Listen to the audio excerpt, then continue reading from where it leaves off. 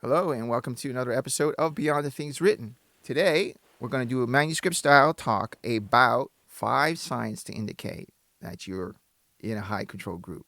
Beliefs are alone do not make something dangerous or moral or part of a cult. Some people like the word cult just meaning anyone that's anti-Nicene is a cult, according to some Christian groups. But it's not about belief. So more specifically, it's about what happens to people when they question, slow down, or try to leave. Over time, a pattern emerges. High control groups don't all look the same, but they tend to operate in the same ways. Today, I want to introduce a framework we'll be using going forward, the BTTW anti-cult 5 warning signs. The central question, instead of asking, is this a cult? A better question is, what happens when someone stops cooperating?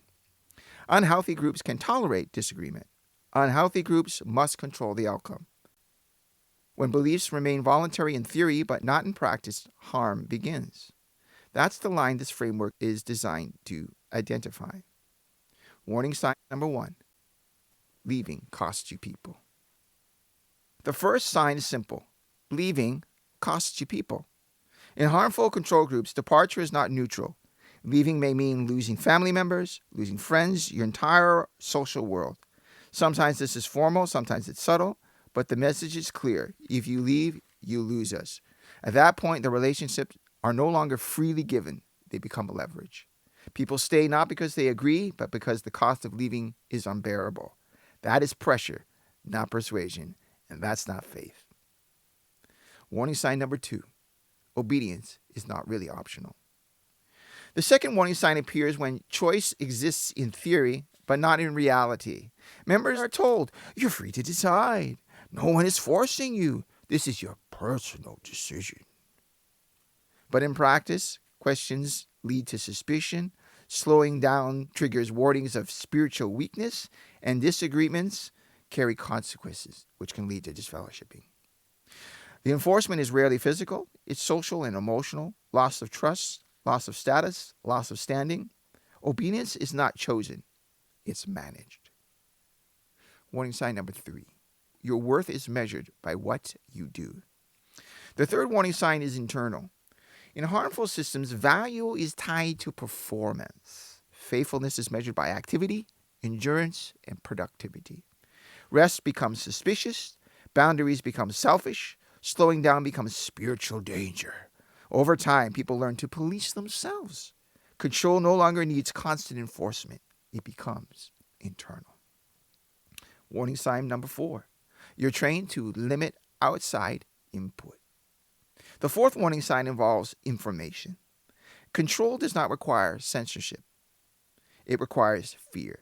It requires, in high control groups, outside sources are framed as dangerous. Criticism is pre-labeled as hostile. Doubts triggered guilt or anxiety. People may still read or listen, but they're trained how to feel while they're doing it. Suspicion replaces curiosity. Fear replaces evaluation. Questions are allowed, but only if they lead to approved conclusions.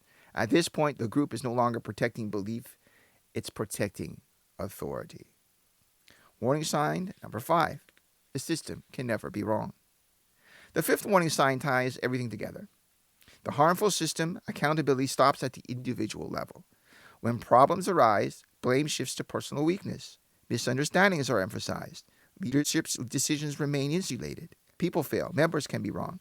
But the system itself remains untouchable. This creates a closed loop where obedience increases, accountability disappears, harm repeats without correction.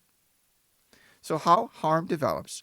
When these warning signs appear together, a pattern forms. Information is controlled, fear replaces consent, relationship becomes leverage, obedience over conscience, and authority becomes unquestionable.